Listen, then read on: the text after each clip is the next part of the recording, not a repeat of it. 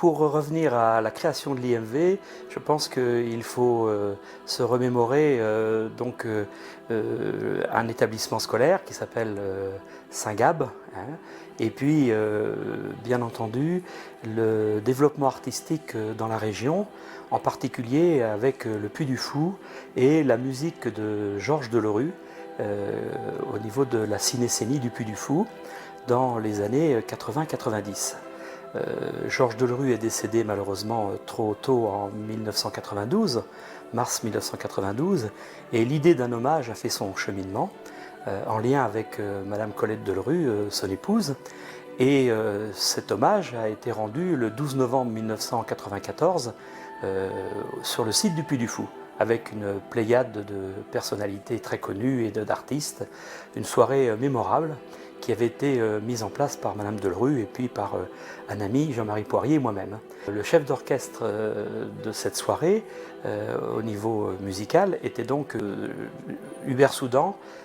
S'est tout de suite étonné dans les contacts qui ont suivi cette soirée qu'il n'y ait pas de chœur, en particulier dans les établissements scolaires, de chœurs, je vais dire, notables dans leur pratique. Et donc, à la suite de cette remarque et des encouragements également de Madame Delerue, nous avons décidé, et quand je dis nous, c'est donc Monsieur Denis Bagnard, qui était à l'époque le directeur de l'établissement Saint-Gab, le premier directeur laïque, et moi-même, donc, qui était son adjoint, de mettre en place un institut musical au niveau du chant choral pour les enfants de l'âge du collège.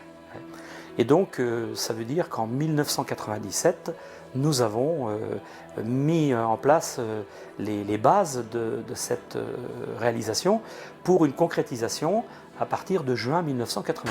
Mais tout ça s'est passé grâce à Patrick Rabillet, parce que je connaissais Patrick bien avant, depuis déjà un certain nombre d'années, et parce que Patrick est aussi la personne qui a initié l'hommage à Georges Delerue en 1994.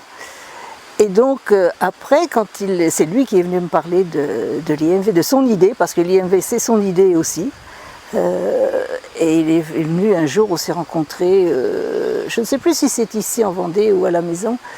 Il est venu me parler de son idée de créer un chœur et j'ai trouvé que c'était une idée formidable. L'arrivée d'Odile Amossé qui a beaucoup changé tout.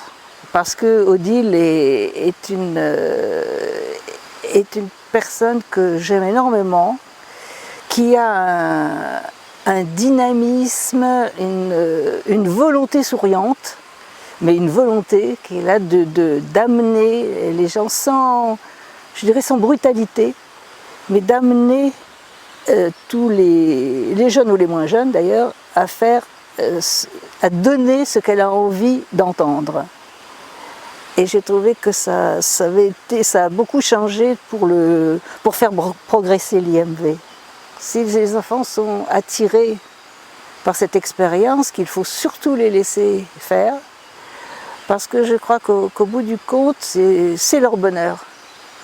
C'est un épanouissement. Et c'est le bonheur, finalement, de réussir à faire quelque chose de beau. Le chant choral tel que Odile le pratique, pour moi c'est le chemin vers la beauté. Et ça c'est inestimable, inestimable. Même si les enfants n'en ont pas conscience, mais quand même, inconsciemment justement, ils finissent par ressentir quelque chose. Moi je leur dis merci d'abord, c'est ça surtout. Merci d'avoir commencé, merci d'avoir continué, merci de persévérer. Parce que je trouve qu'ils sont sur la bonne voie et que c'est pas facile ce qu'ils font. Et merci de garder cette chaleur et cet enthousiasme. Ça oui.